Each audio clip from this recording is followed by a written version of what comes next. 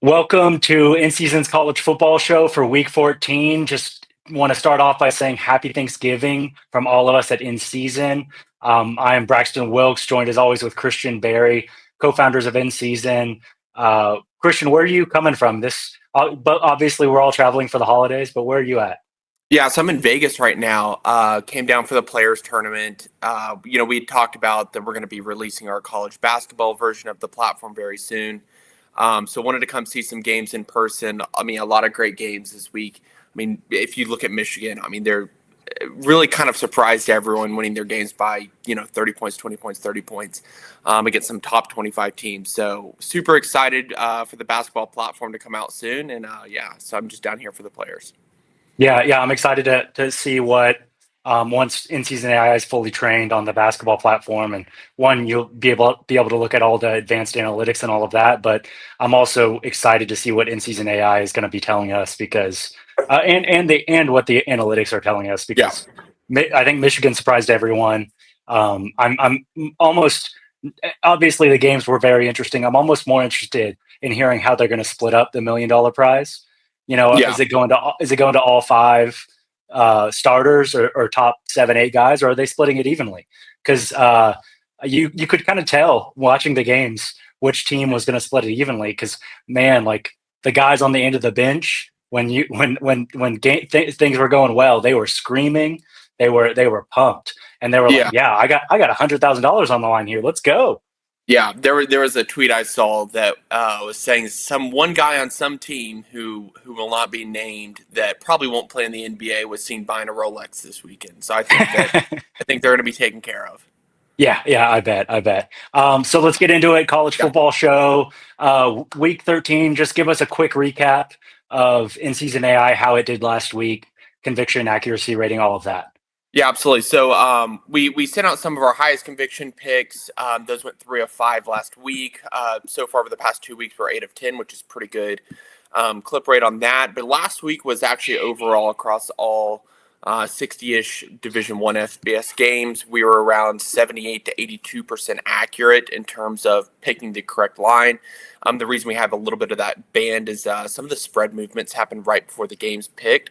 So I just want to, allow that 4% kind of plus minus there such that we're not, totally, inaccurate in what we're saying. But, it was our best week so far. The model is continuing to train very well.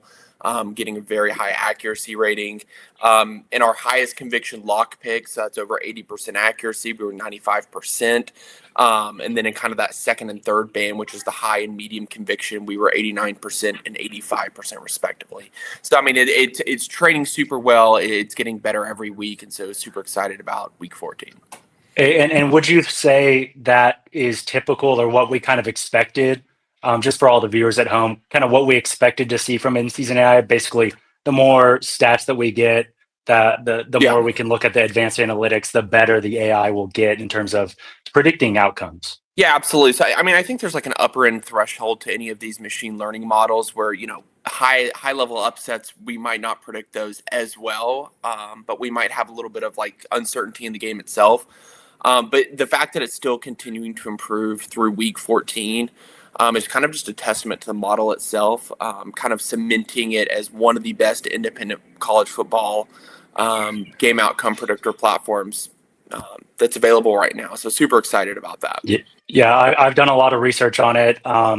It is right now. I mean, that percentile puts it at the top in sports in terms of predicting outcomes. So if you haven't checked out in-season AI, go to inseason.co. If you have any questions about it, even comment, like, subscribe, check us out on X and Instagram, and even TikTok. And we obviously, all in-season insiders get access to all of in-season AI's AI-derived insights and all of that. But if you follow us on X, Instagram, TikTok, you'll see kind of at least each college football week the 5 high conviction picks. So check that out. All right, so I want to move on. Obviously, Tuesday night, the college football playoff rankings came out. There was, I don't know if for those that didn't follow in, there was basically everything you could have or probably didn't expect they came out with. There was a 6-7 joke. There was basically contradictory statements from the committee chair. Somehow Reese Davis said that BYU, and if they go 12-1, beat Texas Tech in the Big 12 Big 12 championship game, they would be stealing a bid from someone else. Equating it to 9-3 Clemson last year. I mean, come on. Yeah, it didn't make sense to me, but wanted to briefly just get into that, talk about that for a little bit. So we're going to add this to the stage. This is obviously the AQR rankings, Adjusted-Quadrant Resume rankings. Basically, this is from in-season, shows who has the best resume thus far. We put everything into quadrants, and then we look at each game. Every team into quadrants. We look at each game that they've played. It adjusts weekly based on the outcome from the previous week. And so if you look, like, just talking BYU real quick, BYU has 7th best resume, and honestly, like, it is very close to Oregon. Like, there is basically nothing between those two teams. And it's really just the margin of victory adjustment at the very end of the equation and the formula that is doing that. So 7th best resume, 10-1 right now, going into week 14, their last game against West Virginia, most likely going to the Big 12 title game. And still, when you look at the college football playoff rankings, BYU is on the outside looking in So that was kind of the biggest takeaway from that I saw. Anything that you saw that kind of jumped out at you? Let me pull up the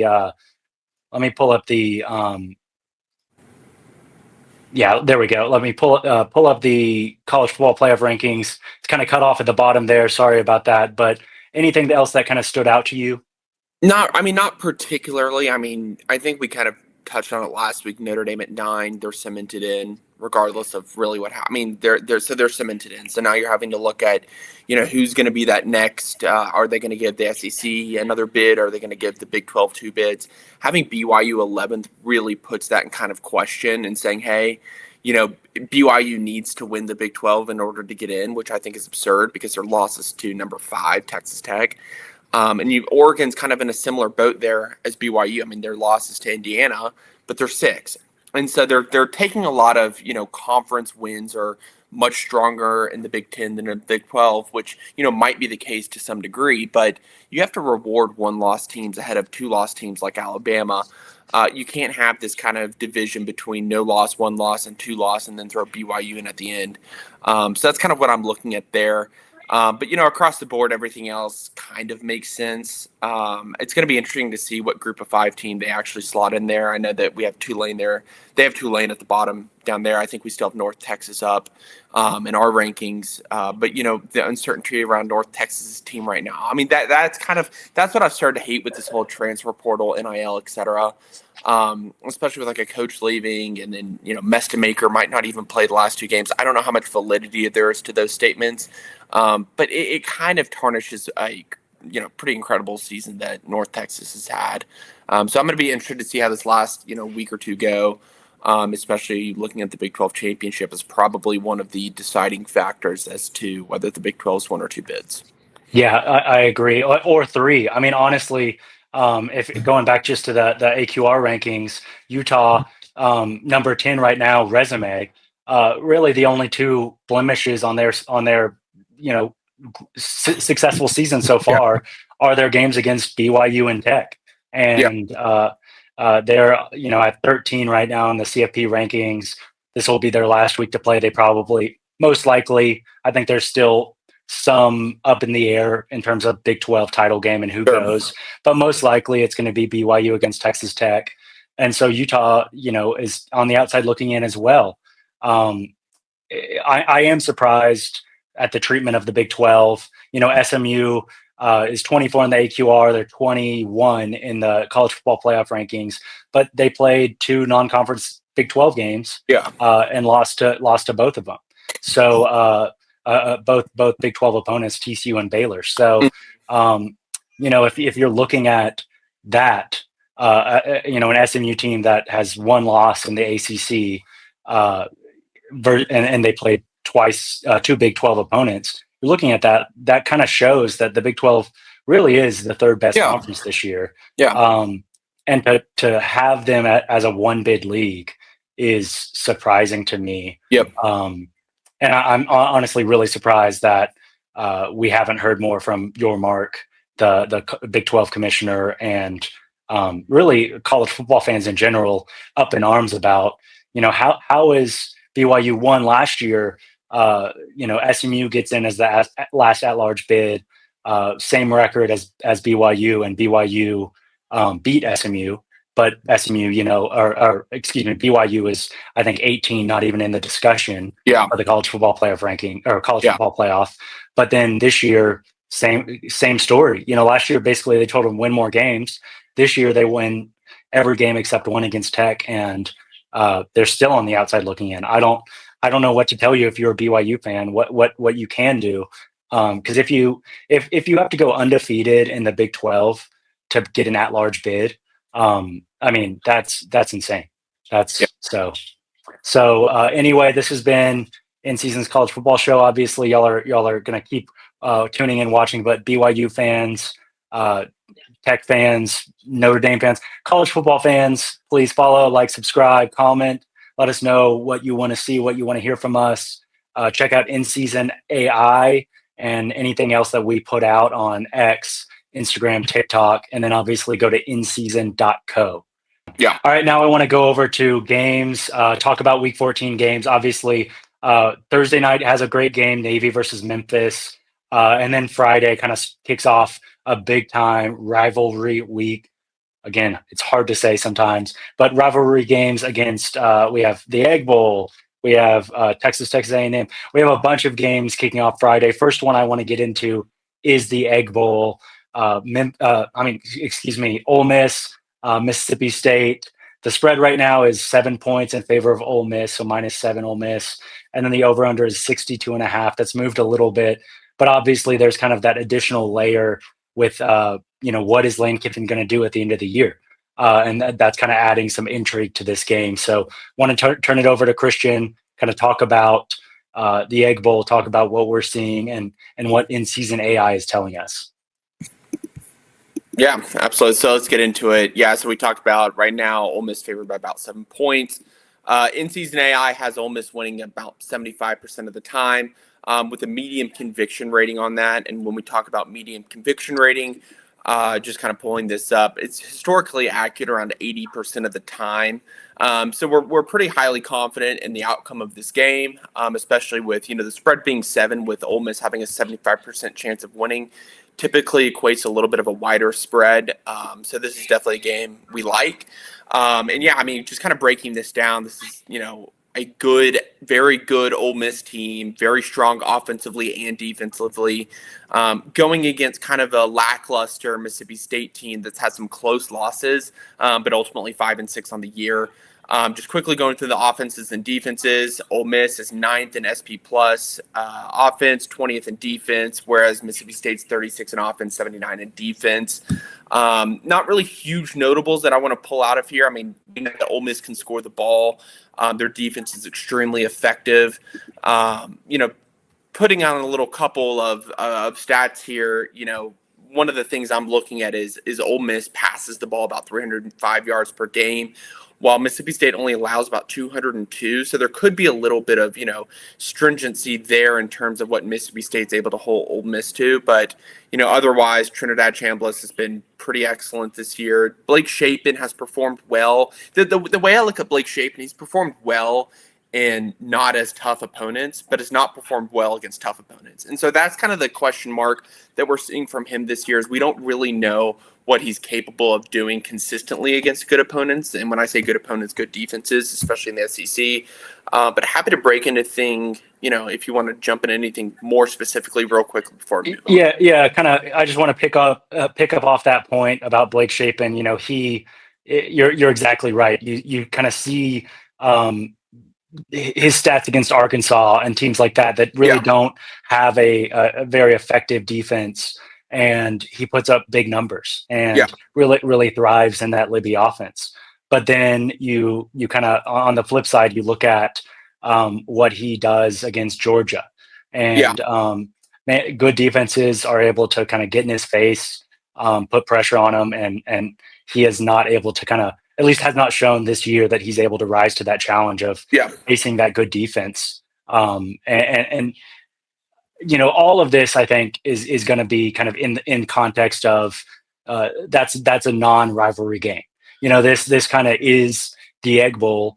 Not only that, you have additional kind of layers and intrigue to this, where Mississippi State's trying to make become bowl eligible, make a bowl.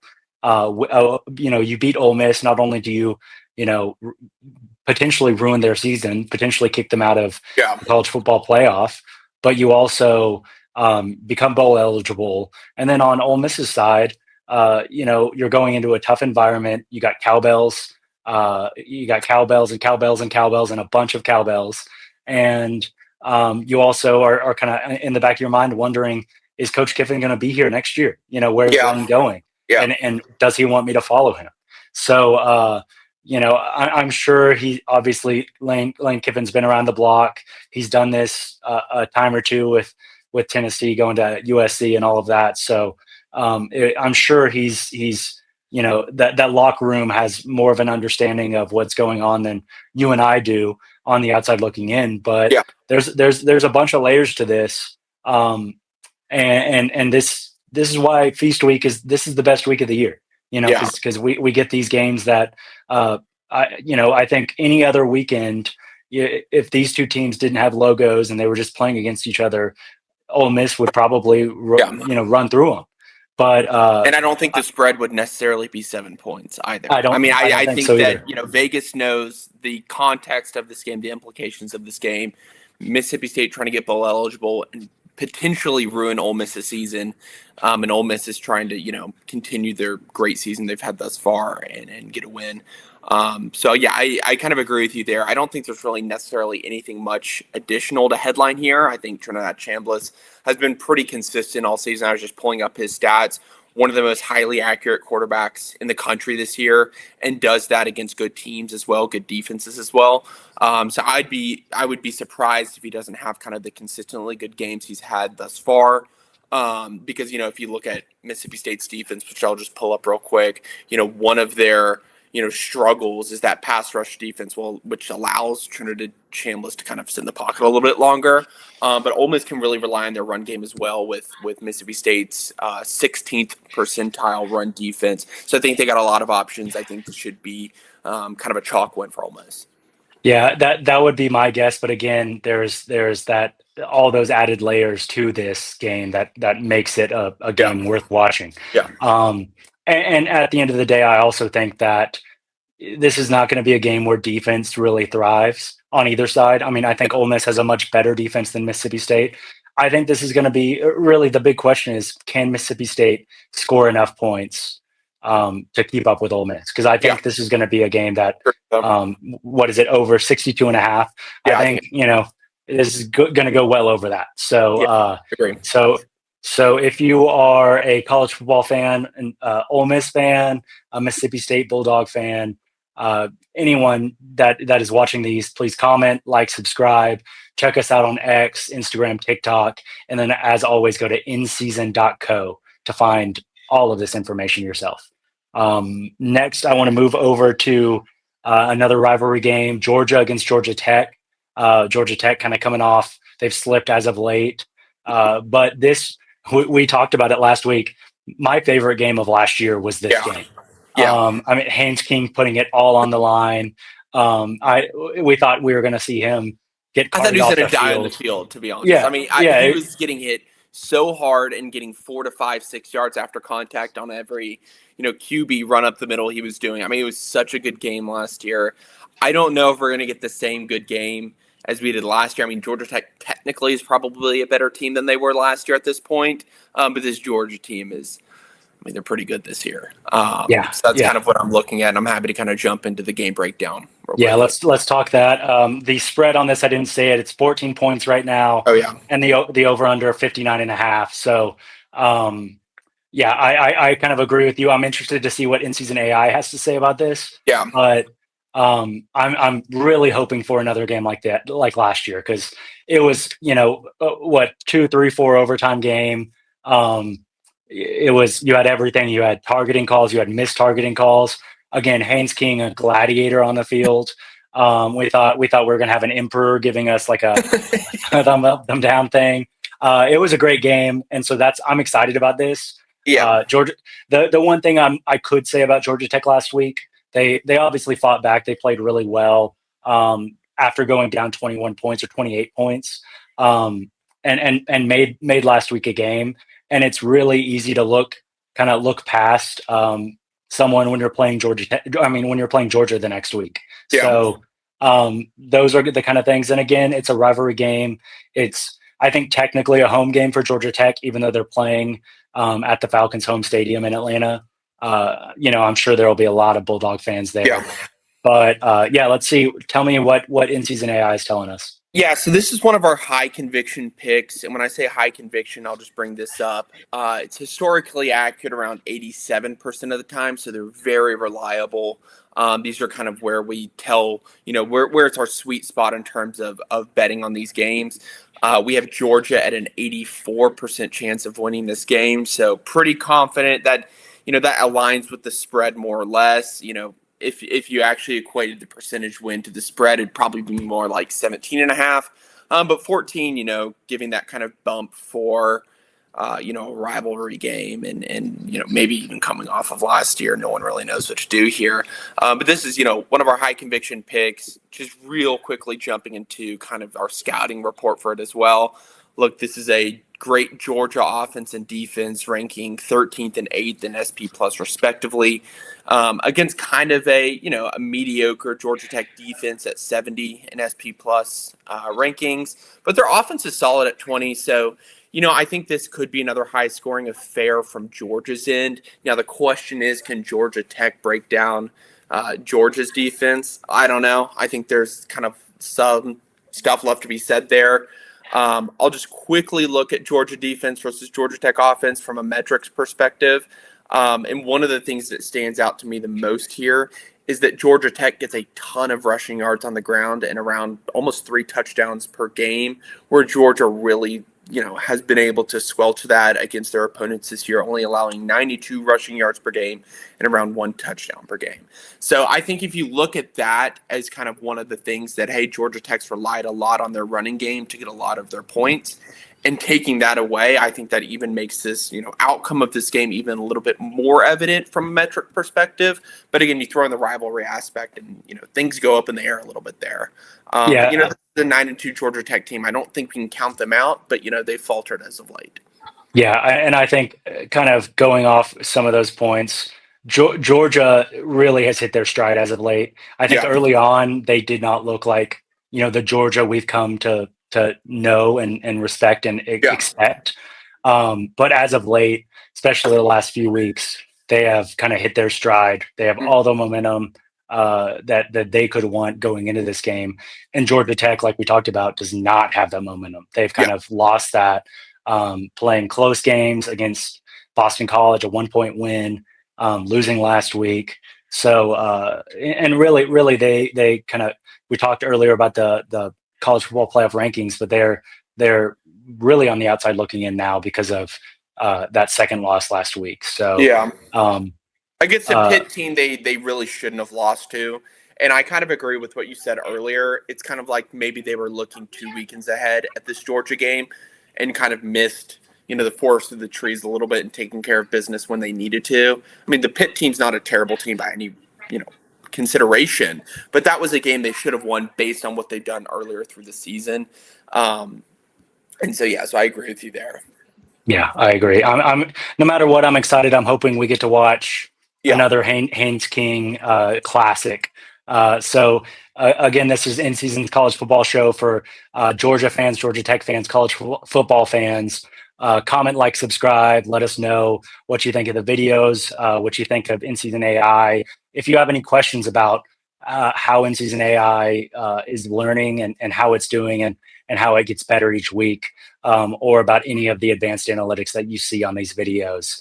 And as always, go over to inseason.co subscribe, become an in-season insider, and get access to all of this, all the data, all the AI-derived insights, everything that you could possibly want when it comes to college football, and be on the lookout for college basketball.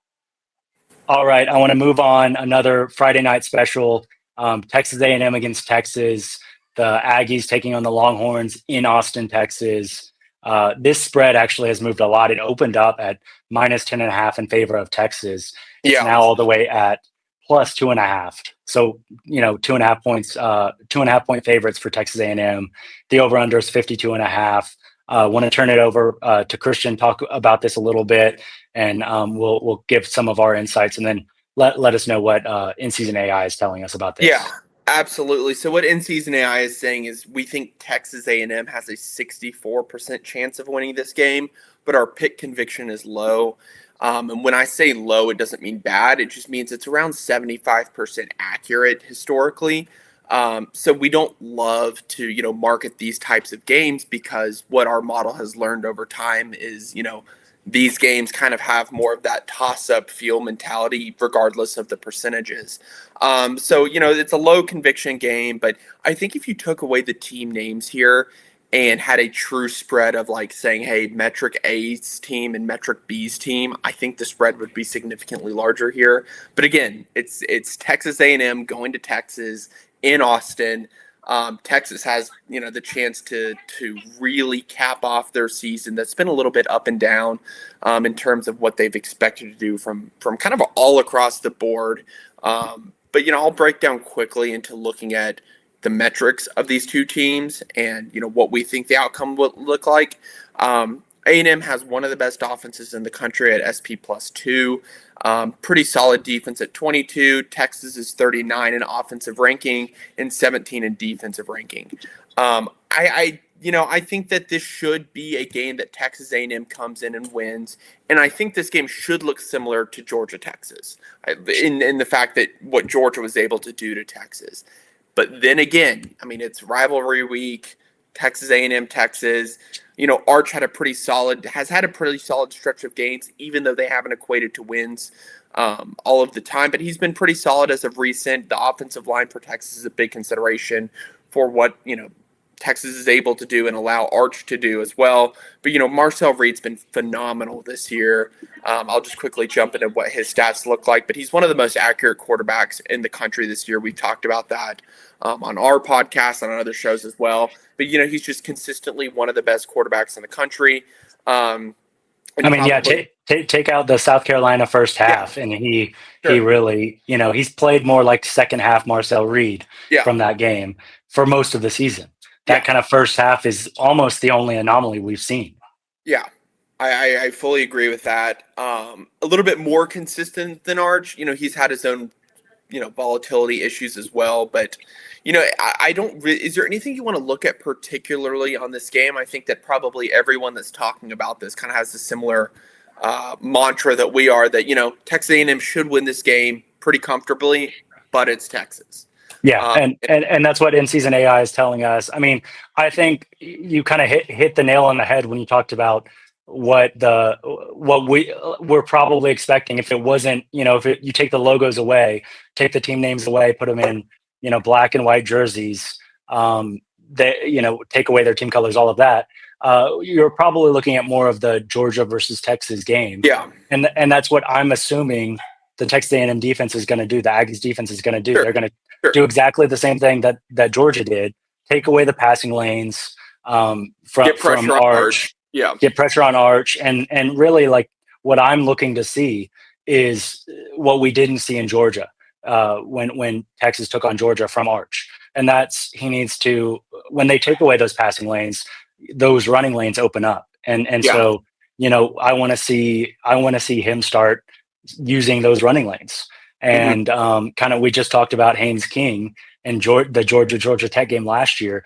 Yeah, I want to see Arch. I want to see the uniform a little dirty, because A&M's going to do the exact same thing. If I'm the defensive coordinator of the Aggies, I'm doing the exact same thing that Georgia did. I'm taking away those passing lanes. I'm getting pressure on him as much as I can, and that may open up some running lanes. But Arch has to take them. and he didn't take him against Georgia. And so that's what I'm looking to see out of him. But on the flip side, if you're the Longhorns, it's really hard when you're going up against a guy like Marcel Reed, because you can take those pass lanes away. Yeah, but absolutely. He will that will open up running lanes, and he will take those. Yeah, and the kind of the final thing I wanted to say here, and I touched on it briefly, and you touched on it as well. The game plan for really getting to Texas is forcing Arch to have to make quick decisions and having good downfield coverage, which kind of leads to sacks. The offensive line for Texas has been an issue all year. That's Texas A&M's sweet spot defensively.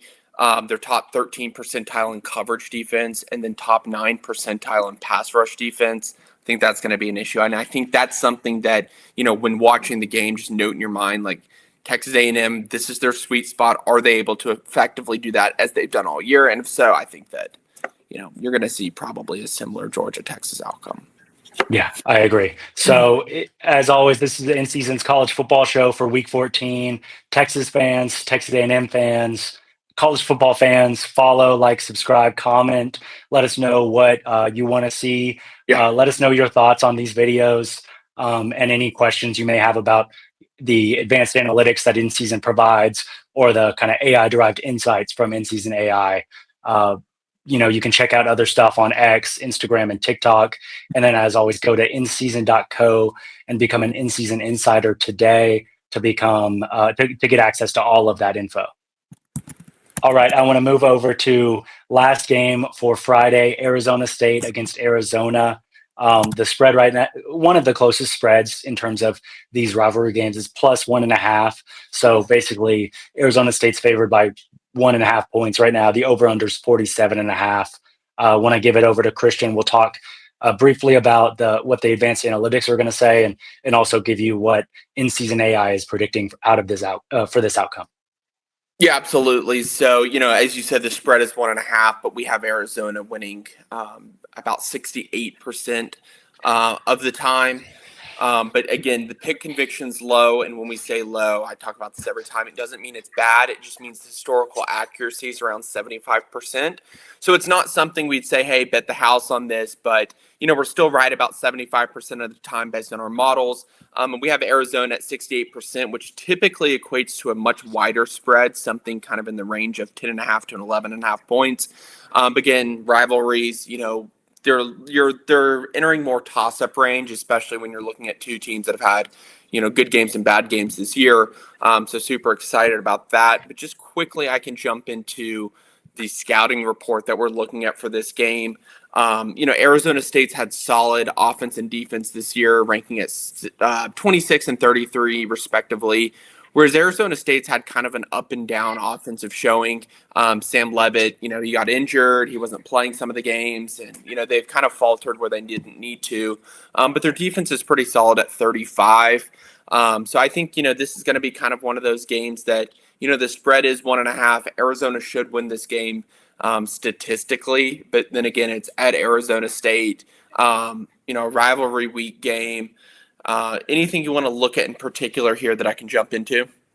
Obviously, the Arizona State, Sam Leavitt being out for the year has hurt them offensively. But yeah. I think the bigger question is going to be Arizona's offense and whether they're able to really, put up points against Arizona State. Because even with Sam Leavitt being hurt, Arizona State has been able to put up points and stay in games offensively. So, I want to look at Noah Fafita, talk about him a little bit, and then Yeah, absolutely. I mean, and I think the Baylor game last week was kind of a great example of Arizona. They had a close game for the first half against kind of a pretty mediocre Baylor team this season that has underperformed expectations. And then they came out in the second half and kind of just locked back in. They've won the last 4 games they've played against Colorado, Kansas, Cincinnati, and then most recently Baylor. Those aren't great wins. I think the Cincinnati win is a solid Big 12 win. But their losses are against Iowa State, which has kind of had an up and down year, in Houston and BYU. So, they've not won, great games this year, but they've also not lost bad games this year. So they're a pretty solid team overall. Arizona State on the flip side has kind of done a similar thing, but, the notable win against Texas Tech a couple weeks back. But, Noah Fatita has been pretty solid this year. He's one of the more accurate quarterbacks in the country, kind of averaging around 80 to 85% accuracy. And when we talk about accuracy, we don't mean completion percentage. We mean, was the ball thrown in the vicinity of a receiver, and should have the receiver caught it? So just kind of providing a note there. But look, I think he's been solid this year. I think he's had a pretty great year in terms of, his ability to get the ball down the field, especially on those medium and deep passes. So I think that maybe the next thing we could look at is, what does Arizona State's defense look like this year? And I think that should provide a little bit more context. Yeah, and I'll just briefly say, as you're pulling that up, this is an Arizona team, obviously 8-3, trying to go 9-3 with this game, and a lot has been said about them after Jed Fish left and went to Washington, especially last year having really an unexpectedly down year, Sure. And they've bounced back and put themselves into a spot where at 9-3, with some of the wins that they have, some quad 1, quad 2 wins. Even quad 3, a lot of quad 3 wins. They've put themselves in a position to where they really should be more in the college football playoff discussion than they have been or they will be. As we briefly talked about, the Big 12 seems like disrespected by the committee in terms of their rankings. But Arizona State, both of these teams have put together seasons that have been really good. And when you're looking at 3-loss teams, they're some of the best in the nation. Yeah. No, I agree with that fully. So I think it's going to be a closer matchup this year. I just pulled up Arizona State's team page right here.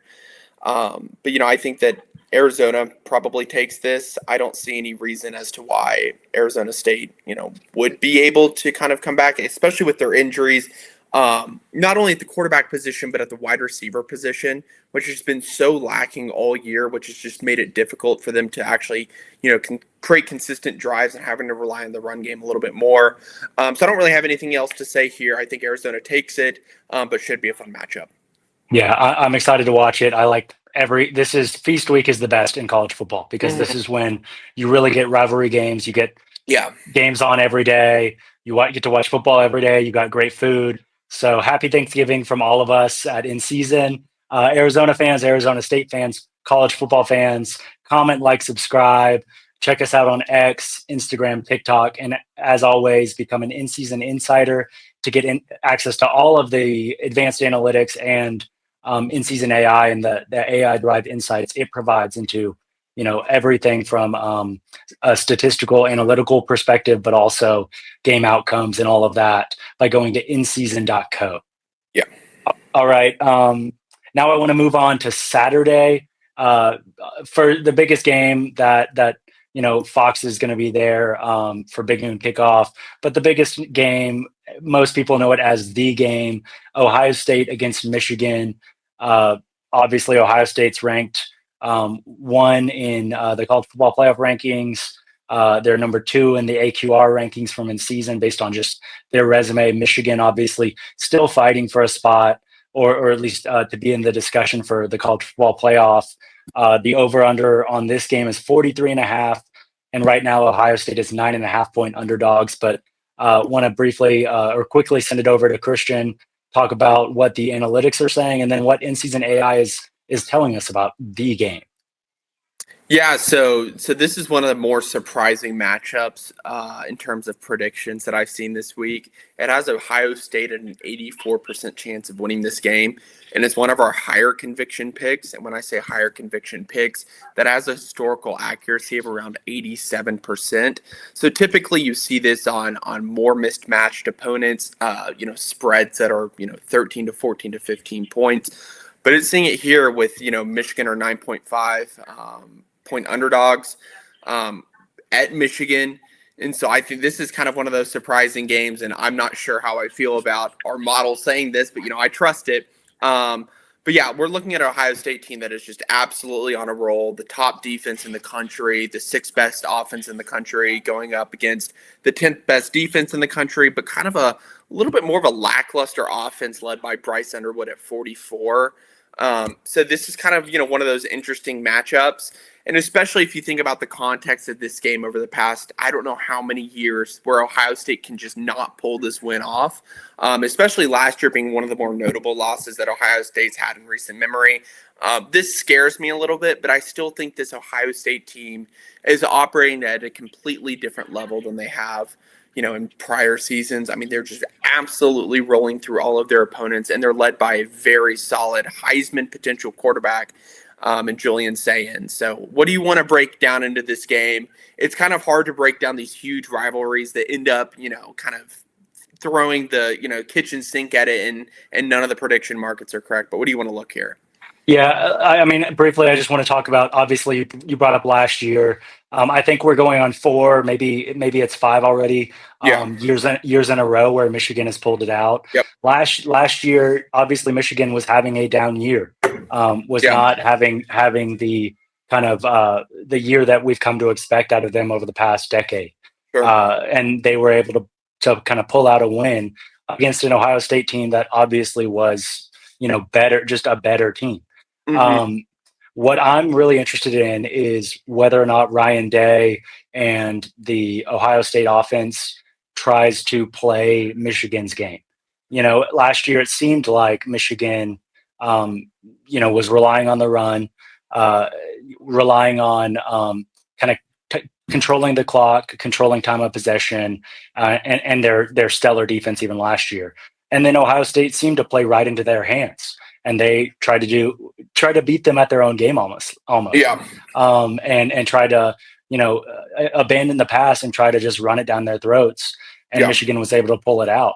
If I'm looking at what Julian Sayin has done all year, obviously 2 of the best wide receivers in the country that are both at Ohio State, but Julian Sayin himself has been phenomenal. And, accuracy percentage, just the way he's played all year, I'm not abandoning the pass if I'm Ohio State. No, absolutely not. And that kind of what I wanted to bring up here. I pulled up Michigan's team page here. And if they go back to kind of their same game plan last year of trying to run the ball, you're going up against one of the top 15 percentile run defenses in the country. And their coverage defense is solid, top, 40, 30 percentile there. But, stick with what's worked well this year if you're Ohio State. Let Julian Sayin make the passes that he needs, allow him to kind of dictate the outcome of this game. If you switch to a run defense, if you switch to kind of a run first type offense, which they haven't really shown all year, but if you switch to that in this game, this is one of your, worst, defense opponent matchups in terms of actually being able to stop the run. So I fully agree with you on that sentiment. Yeah. And I think obviously we talked about how well Julian Sayin has played. They're the best pass team in the nation. Really, the only kind of knock they've had is being able to kind of protect Julian Sayin. Yeah. But he's shown, even with pressure in his face, he's able to complete passes, make accurate throws, and obviously has some great wide receivers around him. So I was surprised with what kind of the machine learning model INSZN AI was telling us about this game specifically, but it also seems if you took the logos away, the colors away. Exactly. No, I fully agree with that this would be a much wider spread and probably something that would be a little bit more of, favoring Ohio State. But it's coming here and saying, hey, this might be a little bit of a, the other way around. This might be a little bit of a closer game. But, I'm super excited to watch it. I will probably bet on Ohio State here, just given what the model's telling me. But, I don't know how I feel about that given the past, 4 to 5 years of this game. Yeah, exactly. It's tough to call, when they break the streak, but if they were ever going to break the streak, it seems like this would be the year. Yeah, exactly. So Ohio State fans, Michigan fans, college football fans, comment, like, subscribe, follow us on X, Instagram, TikTok, and then become an INSZN Insider today by going to INSZN.co so that you can have access to all of the advanced analytics and the AI-derived insights provided by INSZN AI that we are highlighting here. Next game I want to go over to Vanderbilt against Tennessee. This is kind of a Tennessee matchup, Nashville against Knoxville. This is probably normally a game that we would not discuss. Yeah. It past 50 years, probably no one has ever been discussing this game. But right now, it's a big game with college football playoff implications. And the spread is only 3 points in favor of Tennessee. So let's go over to that, talk about that for a little bit. Also, the over-under on this game, Vegas is expecting a lot of points. It's 65.5. Wow. Yeah. So just looking at what INSZN AI is predicting here, it has Tennessee at a 79% chance of winning this game. Typically, you see 79% chance of winning a game when the spread's, almost 2 touchdowns. So the fact that it's Tennessee by 3, this is a game that I might say, hey, Tennessee statistically should just absolutely dog Vanderbilt based on, their metrics head-to-head matchup. But Vegas knows sometimes, and so the spread's 3. And this is one of our medium conviction picks. So I say this every time, but medium conviction does not mean bad. It just means a historical accuracy of around 80%. So when you see a historical accuracy around 80%, still pretty good. And especially combining that with the 79% chance of winning this game, I think Tennessee takes the win here. What do you want to break into next? Yeah. I want to kind of just look a little bit at Tennessee's defense and how they're going to be able to stop kind of Diego Pavia and that offense, because that's going to be really where it's at. Tennessee's going to be able to put up points, and that's obviously why the spread is at 65.5. But really, the question in my mind is Diego Pavia and that Vanderbilt offense going to be able to score on Tennessee, and is Tennessee's defense going to be able to stop them? Yeah, and I think that's probably where we're getting that Tennessee by 3. Look, they've won good games this year, and they've lost good games, if you can say that.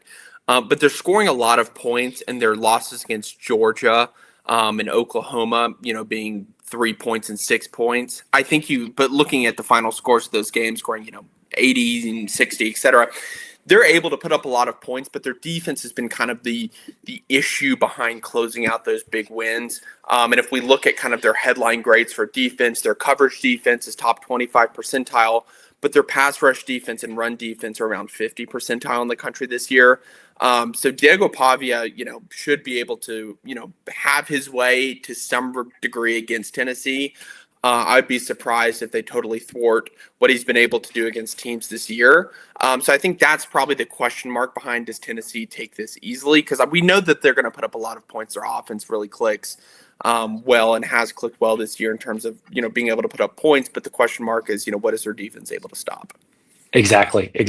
And that's where the game, at least in my mind, what it hinges on is can Tennessee, come up with some big stops. Yeah. And because Diego Pavia has shown they can put up points. Even the Texas game, they were completely out of it, end up making it, a 2-point game, whatever that ended up being. Even when they're behind, they can put up points and bring them back. The Vanderbilt's offense is going to keep them in this game. Yeah. It's going to come down to whether or not Tennessee's defense can come up with some big stops, in big time spots. And that's kind of what I'm looking at. And I think one thing I also want to point out here is that Diego Pavia has kind of shown up well in big games. I mean, Missouri was kind of a lackluster performance, only getting 130 yards to the air. Alabama was also a little bit lackluster, 202 yards, 1 touchdown, 1 interception. But against Texas, which, was a closer game than it should have been at the very end, he had 365 yards, 85% passing accuracy, and a QBR of 124.4. He shows up, more recently in big games where it actually matters, and kind of continuing that up with the following weekend against Auburn, and then obviously against Kentucky had no issue. So I think he's kind of hitting his stride right now, and it'll be interesting to see, how he kind of continues that into the final game of the year against Tennessee. Yeah, I agree. And I'm excited to watch it. Like I said, and I've said over and over, this is my favorite week of college football, because this is when we get these kind of games that are rivalry games, and they're exciting, they're fun. So if you're a Vanderbilt fan, Tennessee fan, college football fan, comment, like, subscribe. Let us know what you like hearing, what you want to hear more about. If you have any questions about the advanced analytics, what's the difference between completion percentage, adjusted completion, and accuracy percentage, any of that, comment, reach out to us on X, Instagram, even TikTok. And then, as always, become an in-season insider today by going to inseason.co so that you have access to all of those advanced analytics and the AI derived insights that are provided and powered by in-season AI. And Braxton, let's go ahead and throw a promo code in the caption of this video, and we'll give people 25% off. Done. Black Friday special. I love it. Happy Thanksgiving. Happy Thanksgiving to all. All right, last game I want to talk about, going back to the SEC, it's Alabama against Auburn. This is a game that, if you're an Auburn fan, you can have all of a sudden a great year. And if you're an Alabama fan, you can turn a good year into a terrible year based on this game. We've seen some of the craziest things over the past 5-10 years happen in this game between the hedges.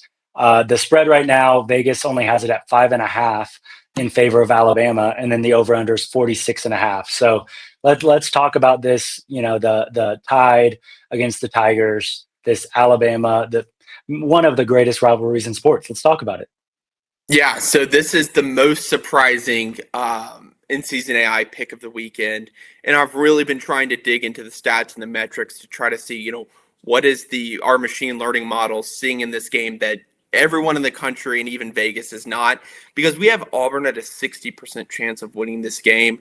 Now, that is kind of in the toss-up region. That's, anything 60% or below, we consider that really a toss-up. And our conviction rating also kind of speaks to that as well, as saying this is also a toss-up game. Toss-up doesn't mean poor. It just means we have a historical accuracy, 70% or below, so highly unpredictable.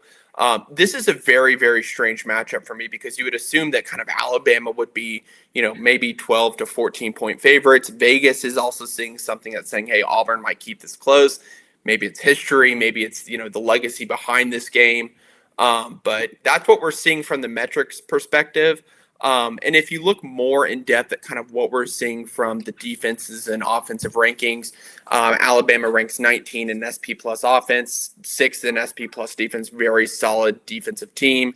Auburn's kind of had a lackluster offensive year led by Jackson Arnold at 54, and a pretty solid defensive ranking at 16. But for some reason, our in-season AI is predicting Auburn has a 60% chance of winning this game, which I'm extremely intrigued by. If I were just a normal guy looking at this game, I'd say Alabama 85% chance of winning this game. But there are some metrics that just do not stack up well for Auburn and Alabama's offense and defense together. So I'm happy to break into that a little bit more, but just wanted to note that as well. Yeah. Let's talk, because to me, when I'm looking at this game, obviously it's a rivalry game, so it's going to be hard to predict. All of them seem like toss-ups to me when we enter week 14 and it's a rival against a rival.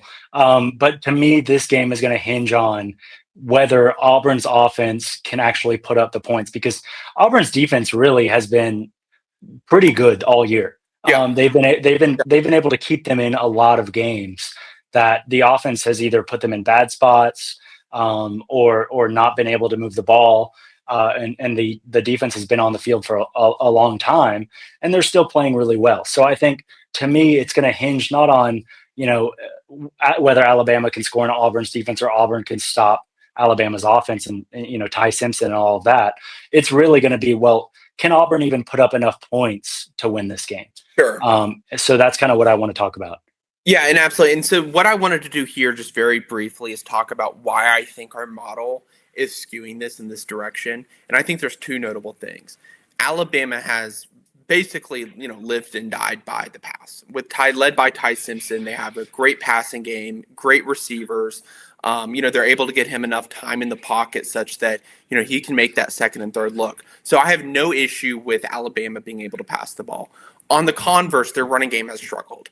They have a pretty poor rush defense, bottom 40 percentile, run blocking, bottom 40 percentile. And the run game just hasn't been, that typical Alabama running game with that bruiser type running back where they're able to get, 5 and 6 chunk yard plays at a time. So that's the first notable thing I'm looking at with Alabama. On the defensive end, the other notable is their pass rush defense is pretty abysmal.